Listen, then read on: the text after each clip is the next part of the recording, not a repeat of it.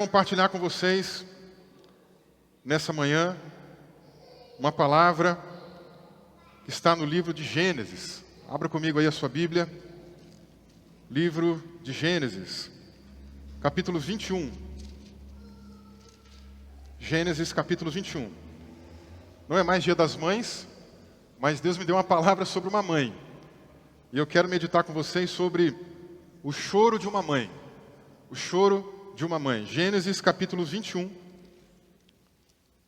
versículo de número 8 em diante. Gênesis 21, versículo 8 em diante. Diz assim: Isaque cresceu e foi desmamado. Nesse dia em que o menino foi desmamado, Abraão deu um grande banquete. Sara viu que o filho de Agar, a egípcia, teve com Abraão, estava zombando de Isaque. Então Sara disse a Abraão: manda embora essa escrava e o filho dela, porque o filho dessa escrava não será herdeiro com meu filho Isaque. Abraão ficou muito incomodado com isso, por causa de seu filho. Mas Deus disse a Abraão: não fique incomodado por causa do menino e por causa da escrava. Faça tudo o que Sara disser, porque por meio de Isaque será chamada a tua descendência. Mas também do filho da escrava farei uma grande nação, porque ele é seu descendente. Na manhã seguinte, Abraão levantou-se de madrugada, pegou pão e um odre de água, pôs tudo sobre as costas de Agar, deu-lhe o menino e a despediu. Ela saiu, andando sem rumo pelo deserto de Berseba. Quando acabou a água que havia no odre, Agar colocou o menino debaixo de um dos arbustos e, afastando-se, foi sentar-se em frente, à distância de um tiro de arco, porque dizia: assim não verei o menino morrer. E sentando-se em frente dele, levantou a voz e chorou.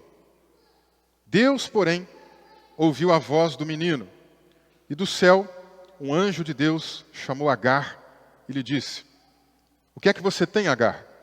Não tenha medo, porque Deus ouviu a voz do menino, aí onde ele está.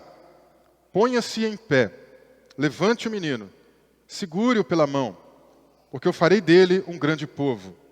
Então Deus lhe abriu os olhos, e ela viu um poço de água. Indo até o poço, encheu o odre de água e deu de beber ao menino. Deus estava com o menino, que cresceu, morou no deserto e se tornou flecheiro. Ele morava no deserto de Parã, e a mãe dele o casou com uma mulher da terra do Egito. Feche os seus olhos comigo. Eu quero pedir para que você também ore aí no seu lugar e peça ao Senhor para falar o teu coração. Vamos orar. Senhor, nessa manhã nós queremos dizer novamente que estamos gratos, e somos gratos, por estarmos aqui na tua presença. Obrigado, Jesus, por tudo que o Senhor já ministrou, já fez, por tudo que o Senhor já tocou no nosso coração. Mas, ó Deus, sabemos que ainda há mais. Tua palavra sempre tem algo a nos ensinar. Teu profeta disse que a tua palavra não volta vazia. E a gente acredita nisso, Senhor. Por isso, Pai, nessa manhã, fala conosco aqui, toca no nosso coração. Eu te peço, ó Deus, vem sondando o coração de cada irmão, de cada irmão. O Senhor sabe aquilo que cada um tem vivido, passado, e aquilo que cada um precisa ouvir. Então, neste dia, Pai, nós colocamos a nossa vida no teu altar e pedimos: fala conosco, Pai. Fala também comigo, Deus. Fala também através de mim, ó Pai. E que sejamos aqui agraciados, edificados, abençoados, em nome de Jesus. Amém e amém. Glória a Deus. Como eu já adiantei, nessa manhã, então, a gente vai falar sobre o choro de uma mãe. Choro de uma mãe. O texto começa contando para a gente no versículo de número 8, que Isaque foi desmamado. É possível, de acordo com os costumes daquela época, daquelas famílias, que isso tenha acontecido, então, na comemoração do 3º aniversário dessa criança. Às vezes acontecia também no 2º ano. Então não sabemos, 2º ou 3º ano, mais provável talvez o 3º ano dentro da cultura do povo antigo. Sendo então no terceiro ano, nós temos aqui um rito de passagem, uma festa que a família de Abraão estava comemorando. Diz o texto que Abraão deu um grande banquete. Era uma festa, era um dia de celebração. Abraão já na sua velhice, sua esposa também na sua velhice, tiveram um filho. Um filho que inclusive diz respeito à promessa que Deus havia feito. Promessa de que através dessa criança, muitas famílias da terra seriam abençoadas. Dessa linhagem, nós sabemos aqui lendo Mateus capítulo 1, por exemplo, dessa linhagem viria o Messias, o nosso Salvador, o nosso Redentor. Isaac então é desmamado em torno dessa idade, talvez 3 anos, 2 anos.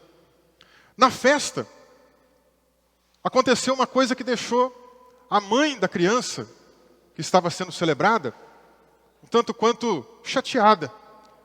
Porque uma outra criança, que agora já era mais grandinha, e se Isaac tinha 3 anos de idade, essa outra criança devia ter 16 anos. A diferença de idade deles levava para isso.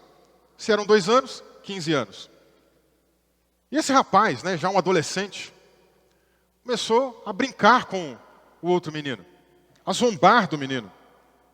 Inclusive tem um jogo de palavras aqui, porque em hebraico o nome Isaac significa risada, significa aquele que ri, ele ri. E zombar vem da mesma raiz da palavra Isaac, só que tem um tom mais pejorativo. Ele ria, ele debochava, a gente chamaria hoje de fazer bullying. Ele estava fazendo bullying, brincando com o menino, fazendo alguma coisa que a gente não tem ideia do que é. Não sei qual era a brincadeira, não sei o que ele falava, o texto não aponta. Mas foi o suficiente para a mãe da criança que estava celebrando o aniversário ficar muito chateada. E ela rapidamente procurou o seu marido, passou o problema que estava acontecendo, comentou o que deixava ela inquieta, reclamou e queria então que aquela mulher e o seu filho fossem expulsos dali. Que Abraão tomasse uma medida, que ele resolvesse a situação. E assim foi o que aconteceu. Esse não foi o primeiro desentendimento entre aquelas mulheres. Se você voltar depois, no capítulo 16 do livro de Gênesis, você vai encontrar um primeiro desentendimento. Nessa época, a mãe dessa criança que estava implicando, né, desse adolescente que estava implicando com Isaac, ela estava grávida. Ela era escrava da Sara, da esposa de Abraão. Como a Sara já era mais idosa, não podia ter filhos, era estéril. E Deus havia prometido que daria uma criança para eles. Ela imaginou, bom, de repente, já que a criança não vem de mim, de repente essa criança vai vir do ventre da minha escrava. Como naquela época os escravos eram considerados como posse também daquela pessoa, ela imaginava, é minha posse, se ela engravidar a criança vai ser minha. Só que a coisa não saiu como ela planejou. A escrava engravidou, mas na medida que ela então estava no período gestacional, ela ficava tentando ganhar um pouco mais de oportunidade junto a Abraão. Queria ser melhor tratada. E isso deixou a esposa de Abraão, deixou Sara, um pouco irritada com aquela situação. Ela começou a implicar com a mulher, começou a humilhá-la, e a Agar, que era o nome dessa escrava, acabou fugindo e foi embora. Foi para o deserto, e naquela ocasião, muito aflita, o texto bíblico de Gênesis 16 conta para a gente, muito aflita, ela acaba tendo uma experiência com Deus. O anjo do Senhor a visita, traz uma palavra de conforto, diz que Deus estava vendo a aflição, a angústia dela, e manda ela voltar para casa e se sujeitar à sua ama. E assim ela faz, acaba voltando, mas veja, já há uma situação no passado que deixou uma marca entre elas, que deixou as duas passando por uma situação ruim, por um desentendimento. Ela volta para casa, passam-se todos esses anos, certamente deve ter acontecido mais alguma outra coisa. Certamente ao longo desses 15 anos pela frente, ou 16 anos, elas tiveram mais algum desentendimento. Certamente uma já olhou atravessado para a outra, a situação não era boa. E agora, que o menino está comemorando o 3º ou 2º ano de aniversário, nessa festa que eles estão fazendo, o filho da outra, o filho da escrava, vai lá implicar com o filho de Sara, Sara toma as dores, e você que é mãe, você consegue se colocar aqui na situação, né? Se alguém mexe com os nossos filhos, não precisa ser sua mãe, a gente que é pai também sabe o que é isso. Se mexeu com o nosso filho, a gente vira um leão, a gente vira uma leoa, E ela rapidamente quer resolver o dilema. Só que Abraão, ao invés de se posicionar diretamente, na primeira vez, por exemplo, ele não se posiciona diretamente, ele coloca nas costas de Sara. Ele fala, resolve aí. Você resolve. Ela é sua escrava, você tem autonomia. E aqui, novamente, vai acontecer algo meio que parecido. Abraão fica numa situação muito assim complicada. Como é que eu vou resolver isso? A minha esposa mandando eu despedir aqui tanto a escrava como o filho. Como é que eu vou resolver essa situação? E ele fica também aflito nessa situação. Ele também acaba passando por um momento de inquietação. Diz aqui o versículo 11 que Abraão ficou muito incomodado com isso. Com essa coisa que a Sara foi falar para ele fazer. E a gente já começa a ver ao longo do texto, gente, algumas palavras que não são colocadas aqui à toa.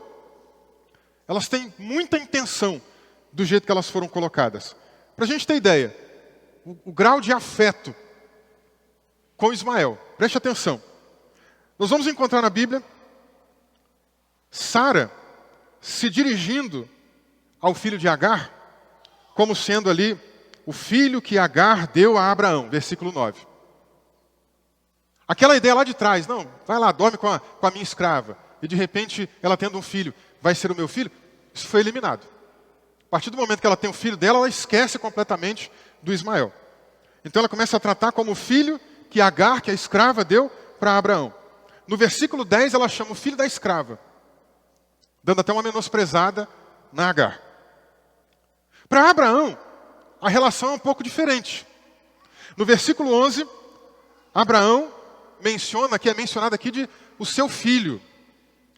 Ou também no versículo 14, o menino. Daqui a pouco eu vou explicar essa questão do menino. Para Agar também é o menino.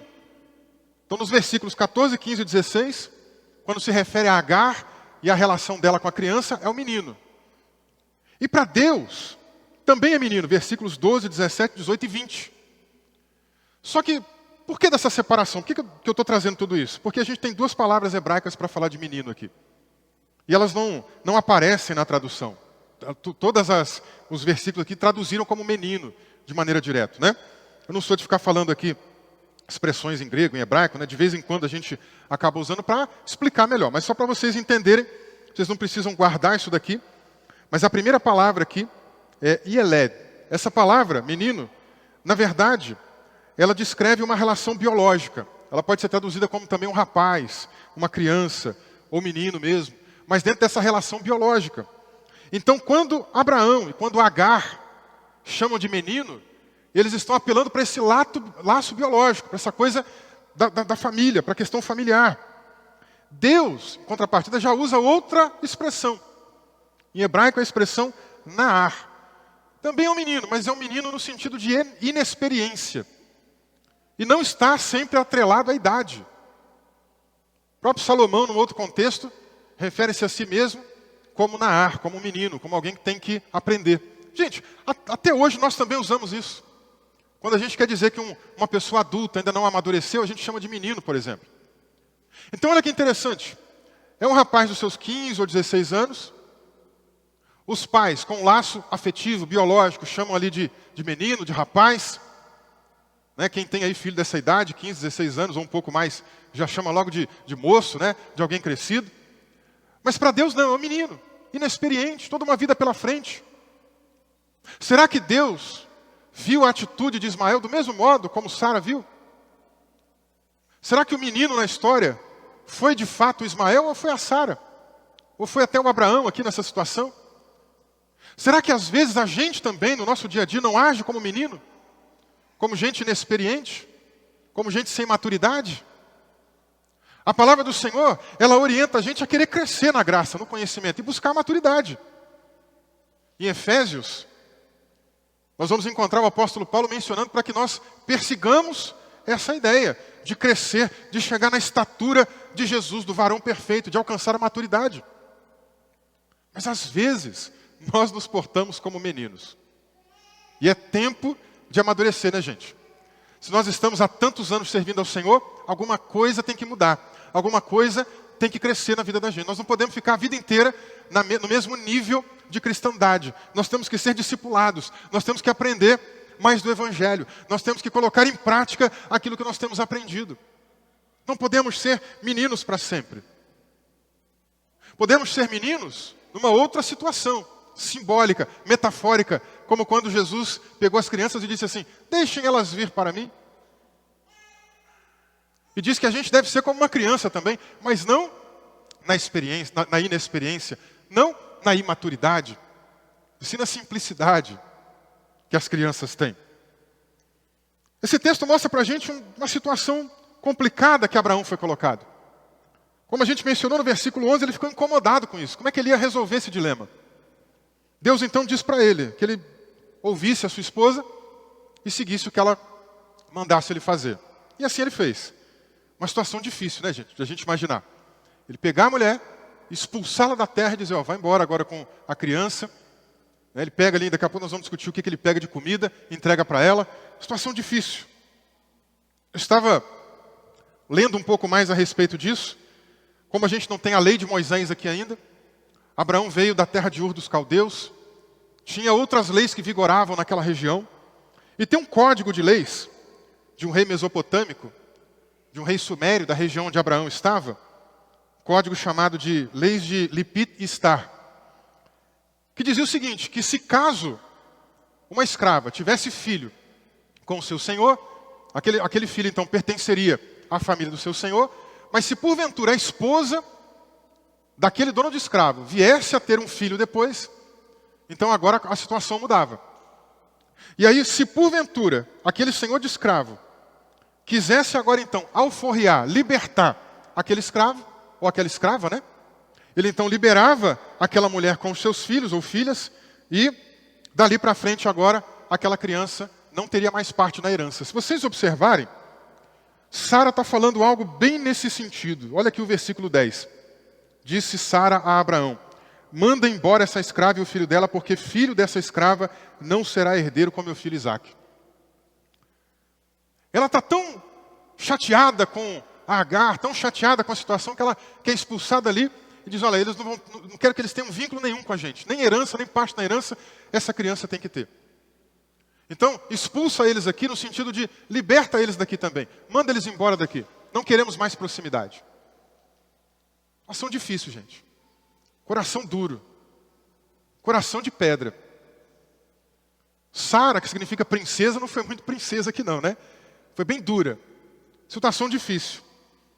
Mas eu quero que você veja comigo agora, mais difícil ainda, a situação de Agar. Agar é expulsa de lá. Agar estava na condição de escrava. Agar é uma mulher que, nesse sentido, basicamente nem tem direitos. A gente vive uma sociedade hoje que a gente conquistou muitos direitos. As mulheres conquistaram muitos direitos. Muita coisa mudou. Essa pessoa não tinha direitos, essa pessoa não tinha voz. O escravo não podia ficar opinando, dizendo: o que você acha disso, o que você acha daquilo, a não ser que ele tivesse muita liberdade com o seu senhor. Uma pessoa sem voz. Uma pessoa sem nome. Embora o nome dela esteja aqui, Agar, sem nome no sentido de não ter uma família, de não dar sequência a um legado. Uma pessoa, nesse sentido então, sem história. Agar veio dessa condição. Quando a coisa parecia estar melhorando para ela, para que ela ficasse numa condição meio que de concubinato daquela época, vem esse outro problema novamente. E agora ela é expulsa de lá. Eu quero que você se coloque no lugar dela. Imagine você construindo a sua vida, tentando levar uma vida tranquila, e de repente acontece um atrito, e alguém vem e te expulsa do lugar que você está. Você é obrigado a ir embora. E é obrigado a ir embora, não é de qualquer jeito não. Você é obrigado a ir embora com ações de desumanidade. Porque, gente, toda vez que eu li esse texto, eu ficava meio indignado com o nosso pai da fé, Abraão. Abraão manda ela embora, despeja ela, despede ela. O texto diz aqui que ele pega um pão. Olha lá, versículo 14. Na manhã seguinte, Abraão levantou-se de madrugada, pegou pão. Está no singular. Não dá para deduzir que tem mais de um pão. Pegou pão. Não pegou pães. Diz aqui que pegou um odre de água. Um odre de água dava mais ou menos 12 litros. Outros odres menores davam em torno de 3 litros. Eu não sei qual é o tamanho desse odre. E expulsou ela de lá. Você consegue imaginar alguém despedindo uma mulher, se separando de uma mulher, mandando ela embora de casa e dizendo, ó, vai embora, com a roupa do corpo, um pão, um odre de água, uma garrafa de água, talvez uma garrafa de 2 litros, ou 2 garrafas de 2 litros, ou um pouco mais se for o odre de 12 litros, e a criança, e se vira, vai embora, vai pelo caminho. Ela foi embora para onde, gente? Foi para o deserto. O que ela estava carregando, dava para carregar nas costas. O texto diz aqui no versículo 14, pois tudo sobre as costas de Agar. Não era muita coisa. Abraão era um homem muito rico. Abraão podia ter dado um camelo. Abraão podia ter dado mais alimentos, podia ter enviado alguém para acompanhar ela pelo trajeto, pelo caminho. Não, Abraão isolou, mandou ela embora sozinha, com a criança, com um pouquinho de coisa que ela carregava nas costas, como se fosse um tipo de mochila. E enquanto ela está no deserto, deserto não é lugar fácil. Deserto já é uma nomenclatura que a gente usa, carregada de simbolismos de coisas pesadas.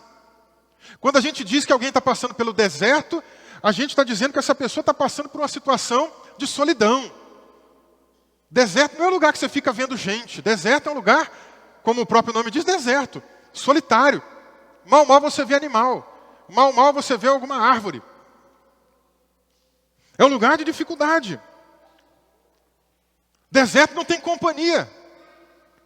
Deserto você está sozinho.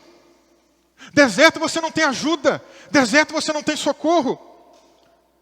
Deserto não tem ninguém para te auxiliar, para pegar na sua mão, para te levantar, para te dar uma palavra de ânimo. É você sozinho.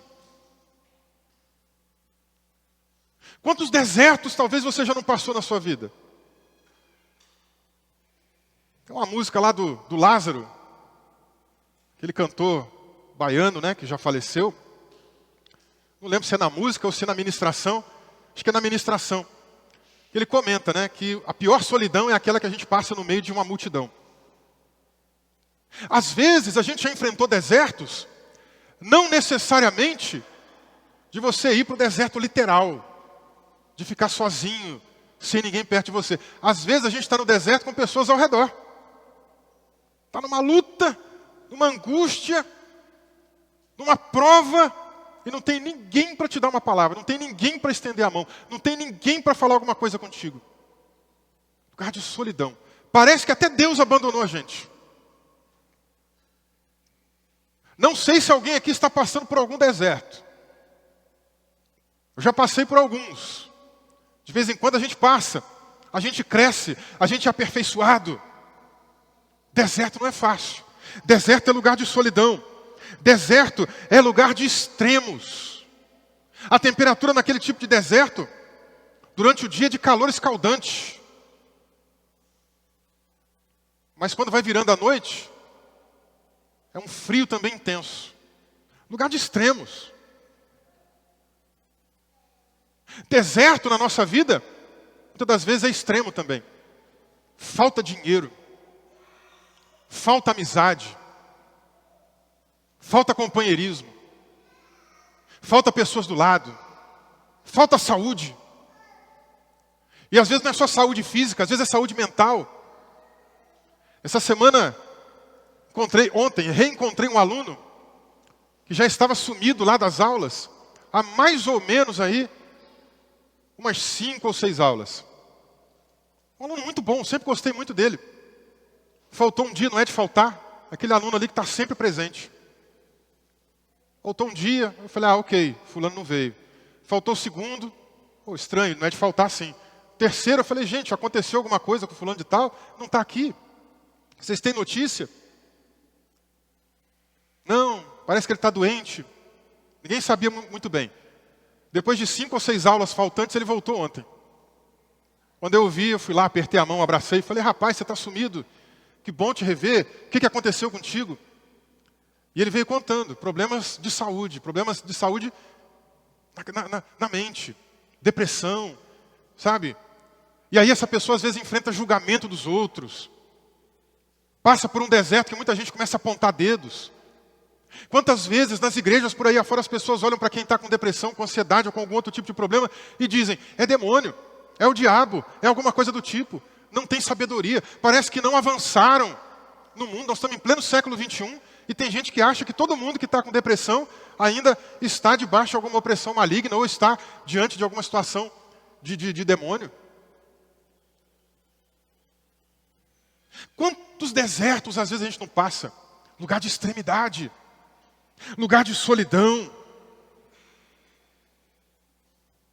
Olhando para o texto bíblico, ela enfrentando o deserto, chega agora uma extremidade, a água acaba. O que você faria com um filho seu? A água acabou. Não é só escassez, não é pouco para você racionalizar, para você racionar, diminuir. Não, acabou, zerou, não tem mais nada. Bate um certo desespero, não bate? Como é que eu vou fazer depois para resolver isso aqui? Como é que eu vou pagar aquela conta? Como é que eu vou dar aquela coisa que eu preciso para o meu filho e para a minha filha? Como é que eu vou resolver esse problema? Bate um certo desespero. Agar ficou desesperada. Olha comigo algumas das atitudes que ela teve. Atitudes de desespero. Atitudes diante do extremo. A água acabou. Primeira coisa que ela fez foi colocar o menino perto de um arbusto. Coração de mãe está falando muito alto, ela não sabe o que fazer, desespero. Não pode largar o menino no meio do sol escaldante, ela vê um arbusto. O mínimo de sombra, o mínimo de dignidade para deixar o filho, ela deixa ali. Coração apertado. Ela e o filho certamente morreriam de sede, de fome, porque tinham pão. Pouca água, já acabou. Como é que alguém vai para o deserto com 3 ou 12 litros de água, gente? Para 2 pessoas? Não dá. O desespero bateu. Enquanto isso acontece, ela deixa a criança ali então no arbusto, e em desespero, segunda coisa que ela faz, é se afastar para ver o filho não morrer. Para não ver o filho morrer, melhor dizendo.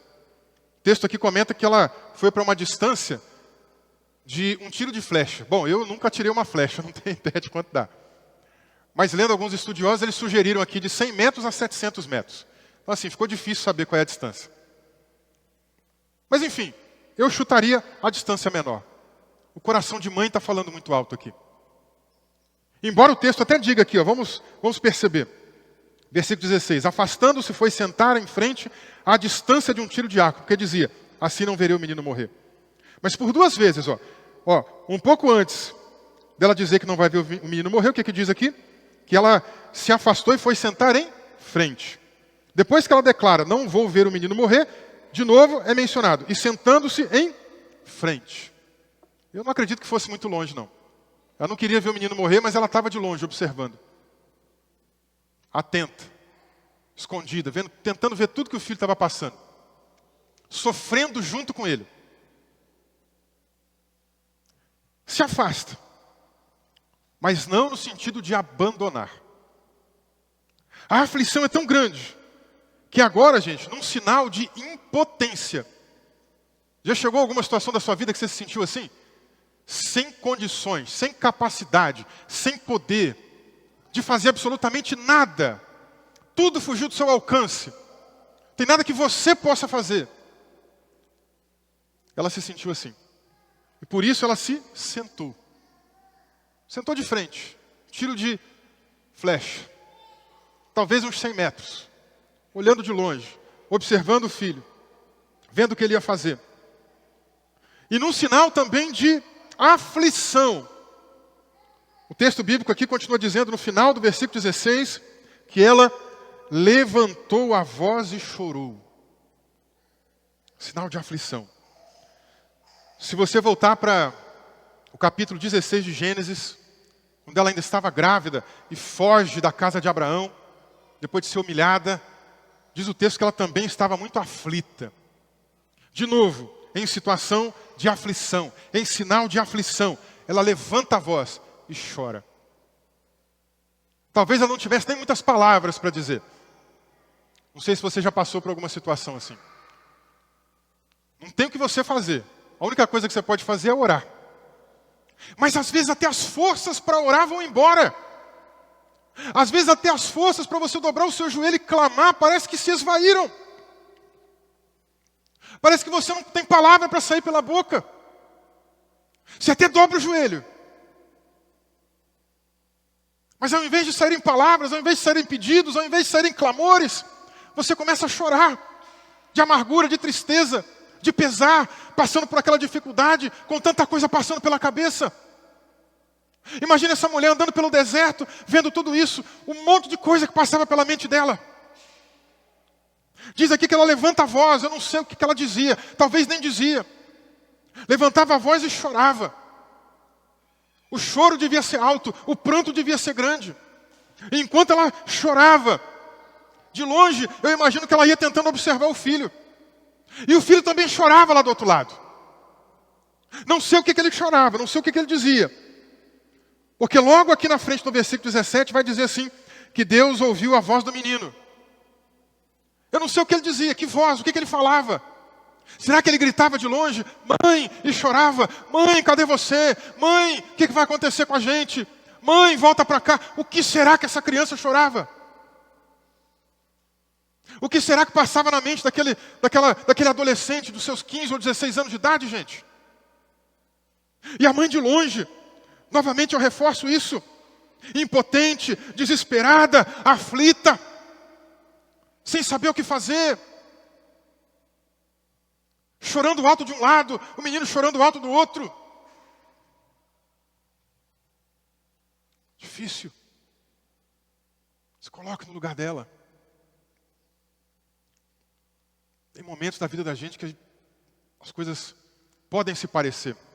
Será que em algum momento da sua vida, ou será que agora mesmo você não está passando por algo assim também? De às vezes não ter tanta força nem para orar, para falar, de não saber o que dizer. A gente tem uma boa notícia no Novo Testamento, que às vezes a gente não sabe como deve orar, a gente às vezes não sabe o que falar.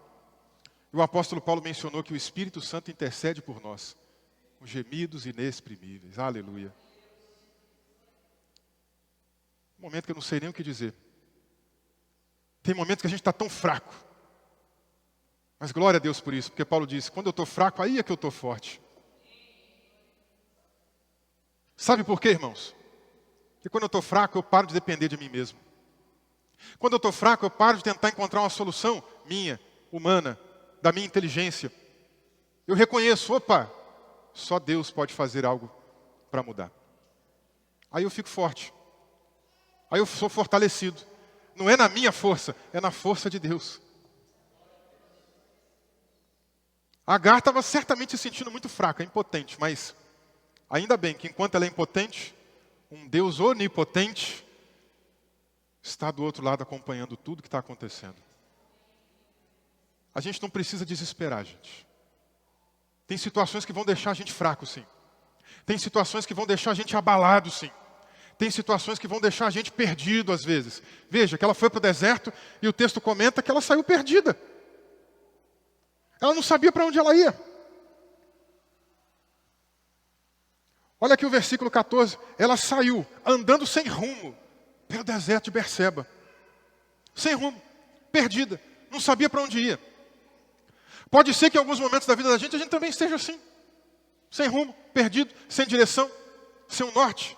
Sem uma ideia, mas a gente deve ainda buscar as forças em Deus, no Espírito Santo de Deus, para conseguir superar essa situação. Dobre o seu joelho em qualquer situação que você estiver passando por alguma luta dessa maneira e espere nele para que ele te fortaleça. Essa mulher então passa por essa situação, parece que está tudo perdido, parece que não tem mais o que ser feito. Ela já está praticamente aceitando a condição de morte. Veja, ela declara, eu vou ficar longe, para não ver o meu filho morrer. Ela já está aceitando, o que vai acontecer é isso.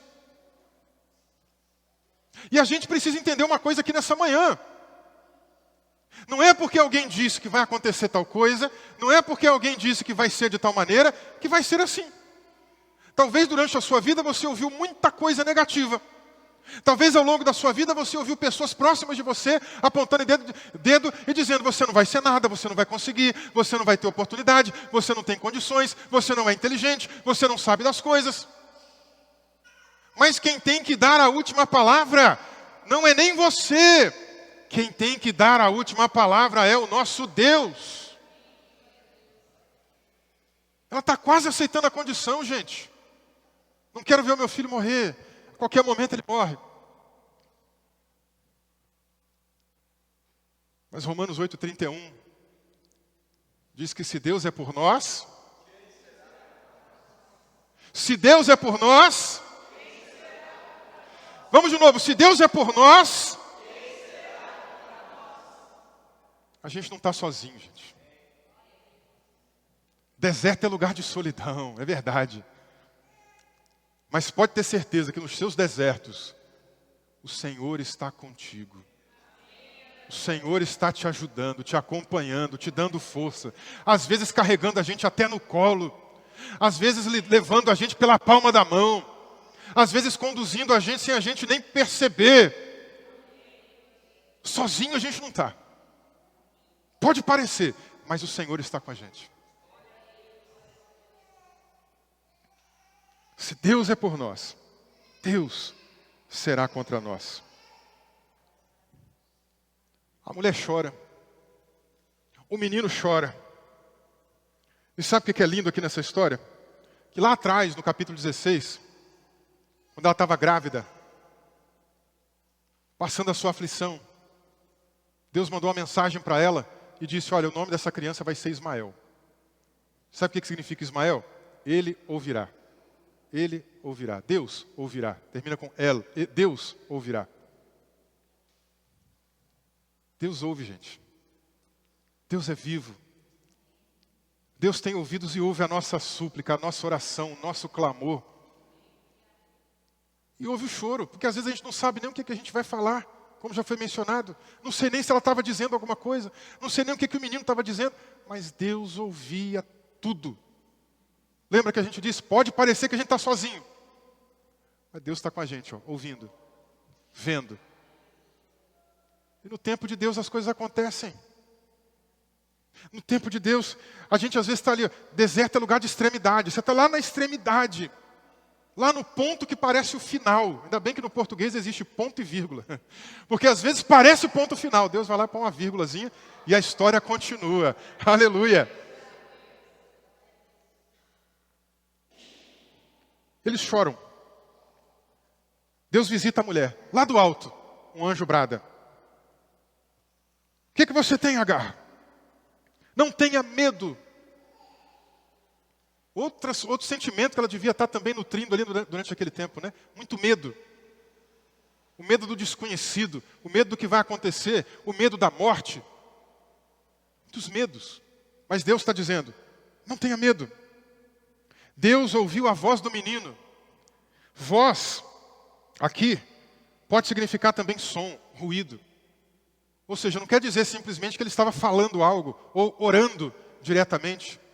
Não sei o nível de consciência, por exemplo, da religião que ele tinha, da ideia de oração. Mas talvez ele gritava, mãe, cadê você? Como a gente já mencionou aqui agora há pouco. E Deus ouviu o som, o ruído do menino. Às vezes você não sabe o que está acontecendo. Às vezes você não consegue juntar as palavras tão bem para orar. Não sei orar bonito, como fulano ora, como Beltrano ora. Quem disse que tem que orar bonito? Quem disse que você tem que falar português bonitinho na sua oração? Fala do seu jeito. Abre o seu coração. E se chegar aquele momento que você não está conseguindo falar, que as palavras estão faltando, fica ali em silêncio com Deus. Fica ali meditando no Senhor. Quem sabe a lágrima não vai escorrer. E Deus sabe interpretar exatamente o que aquela lágrima significa. Aquela lágrima para a gente às vezes pode não ter uma coisa escrita. Eu e você não vamos saber dizer, mas Deus sabe tudo que está por trás dela. Então não se apegue a isso. Fique tranquilo nos braços do Pai. Descanse na presença de Deus. Deixa Ele agir na tua vida. Deus ouviu a voz, Deus ouviu o som, o ruído do menino. E o mais interessante, onde ele estava. Onde ele estava. Veja aí o versículo 17. Deus ouviu a voz do menino aí onde ele está. aí onde Ele está. Às vezes o seu lugar de secreto com Deus não é aqui no meio do povo. Às vezes aqui você não extravasa. Às vezes aqui você não chora. Às vezes aqui você não se emociona. Às vezes aqui você não ora muito alto, você ora caladinho, quietinho, você fica na sua. Mas talvez o seu lugar de secreto é outro. Talvez o seu lugar de secreto é no seu quarto. Talvez o seu lugar de secreto é no seu carro quando você está dirigindo. Talvez o seu lugar de secreto é pela rua. Talvez o seu lugar de secreto é em algum outro lugar. Mas o que Deus disse aqui? Que Deus ouviu a voz do menino onde ele estava. Então lá naquele lugar que você tem estado, Deus também ouve. Deus também está sensível e atento ao que você está passando e vivendo. Não é só aqui não, aqui também é bom. Mas lá naquele lugar secreto que você tem buscado ao Senhor, Deus também tem ouvido os teus ruídos. Deus também tem ouvido o teu pranto, o teu choro. Deus também tem visto aí as suas lágrimas, igreja. Deus diz para ela não ter medo. E agora a gente começa uma outra sequência de transformação, de mudança. Primeira coisa, versículo 18, ponha-se de pé. Ponha-se de pé. Não é para vocês levantarem, não. Essa foi ótima. Deus é que diz para Agar, ponha-se de pé.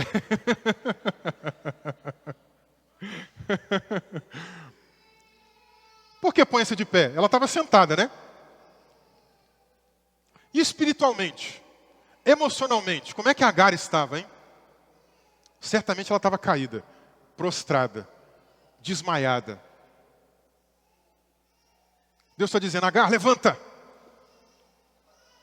Gente, talvez você entrou aqui desanimado, talvez você tenha passado por situações na tua vida que você tem também ficado desanimado, aflito, sem muita perspectiva do futuro. Deus está começando a dizer para você, é tempo de levantar. Vamos sair dessa posição, vamos sair do desânimo, vamos erguer, vamos sair dessa condição e mudar de vida. Se Deus tem tempo novo para a tua vida, é tempo de você entender isso e levantar espiritualmente, levantar emocionalmente e recomeçar a tua trajetória. Aquela mulher já estava aceitando a morte, Deus está dizendo, não vai aceitar a morte não, levanta. Ela obedeceu, ela levantou. Deus continua dizendo, levanta, fica de pé, vai até o menino, segura ele pela mão. Se eu quero ajudar alguém, eu preciso primeiro ser ajudado. Se eu quero poder estar ali, atuante na obra de Deus, Deus, faz em mim também. Se eu quero ajudar o outro a levantar, Senhor, me deixa de pé. E Deus está levantando pessoas aqui nessa manhã, amém? Deus está te levantando para você levantar outras pessoas também. Agar, levanta. Vai lá, pega o menino pela mão. Isso é lindo. Pega o menino pela mão. Caído a gente não vai conseguir levantar absolutamente ninguém. Levanta. Quando ela pega o menino pela mão, a gente tem uma série de coisas aqui. Ela é uma mãe. Pegando na mão do seu filho. Isso traz segurança. O menino estava lá, talvez a 100 metros ou mais de distância. Sozinho, isolado, solitário. Agora não. A mãe pega pela mão. Coisa boa é a gente estar com a mão da mãe, né? A gente, quando era criança, precisava atravessar a rua. A mãe pegava na mão. Vem comigo. Segurança. Apoio. Você não está sozinho. Afeto. É a mão da mãe. Carinho. Ela está mostrando que se importa. Isso está rompendo com qualquer tipo de rejeição que esse menino pudesse ter, gente. Porque você precisa entender comigo, ele foi abandonado pelo pai. O pai dele é Abraão. Aos seus 15 ou 16 anos de idade, Abraão, seu pai, fala, vai embora, Agar, pega o menino e vai embora. Imagina se esse menino não tivesse passado aqui por todo um processo de Deus. O coração como não ficaria? A revolta como não seria? Foi abandonado pelo pai terreno. Só quem já foi abandonado pelo pai, só quem não teve o pai sabe o que é isso. Eu não sei. Eu não sei. Não consigo ter a empatia total com quem passou por essa situação. Mas é difícil. Eu sei disso. Mas tem a mãe. Afeto. Segurança. Ela pega pela mão. Carrega ele. Mostra que se importa. Quebra qualquer sentimento de rejeição. A minha mãe está comigo. Minha mãe não me abandonou. A história prossegue. Nos momentos de desespero, a gente às vezes não enxerga as soluções que estão mais próximas da gente. Parece que o desespero cega os nossos olhos, físicos e espirituais. Parece que a gente não vê. Depois dessa experiência, versículo 19, diz: então Deus lhe abriu os olhos de Agar. E o que ela viu? Um poço de água. Pelo jeito não estava muito distante dela. Talvez tem tantas coisas que estão aqui, próximas da gente para serem resolvidas. E a gente não vê. Porque a gente está desesperado, angustiado, e a gente só vê o problema. A gente só fica olhando para o problema, né? Esse é o problema da ansiedade. Você fica olhando só para aquele problema, olhando para ele. Seu ponto fixo é aquilo ali. Aí você não vê muito bem o que tem ao redor. Deus abre os olhos dela. Calma. Não tema, Agar, não fique com medo. Olha aí. Aí ela abre os olhos e vê. Tem um poço. É a salvação que ela precisava para aquele momento. Para aquele momento. A água tinha acabado. Ela pegou o odre, encheu de água, levou para o seu filho tomou, e dali eles seguiram a vida. Deserto é lugar de solidão? Sim. Deserto é lugar de extremidade? Sim. Mas se a gente entender que o Senhor está conosco, gente, esse deserto pode ser um lugar diferente. Pode ser um lugar de crescimento. Pode ser um lugar de aperfeiçoamento. Pode ser um lugar de transformação. Pode ser um lugar de se tornar um crente mais maduro. Pode ser um lugar de mudança. O texto bíblico continua dizendo então no versículo 20 que Deus estava com o menino. Deus estava com o menino. Ele não estava sozinho. Deus estava abençoando ele. Foi para o deserto para ser largado. Quem sabe ser morto. Às vezes tem pessoas que jogam a gente assim em situações, vai para lá, deixa ele se estrambelhar. Tem gente que é o nosso mal às vezes. Joga a gente lá no fogo, vai lá, se queima, morre, seja destruído. Mas eu tenho aprendido uma coisa nessa trajetória cristã. Embora deserto seja lugar de solidão, e embora deserto seja lugar de extremidade, um filho de Deus, uma filha de Deus, estando com Deus no deserto, jamais vai ficar desamparado. Jamais. Porque o Senhor cuida da gente. Se Deus se importa com a morte de um mísero pardal, ao ponto de o Novo Testamento declarar que não morre um pardal sem o consentimento de Deus, quanto mais você, eu, todos nós, passando pelo deserto. Deus está cuidando. Deus está no controle. Deus está junto. Deus estava com o menino, versículo 20. O pai humano abandonou. Mas o Pai Celestial estava com o menino. O Pai Celestial estava com ele. Não sei como é que tem sido aí a sua vida, sua angústia, sua luta, sua dor. Mas eu sei que Deus pode fazer muita coisa nova para nós. Amém?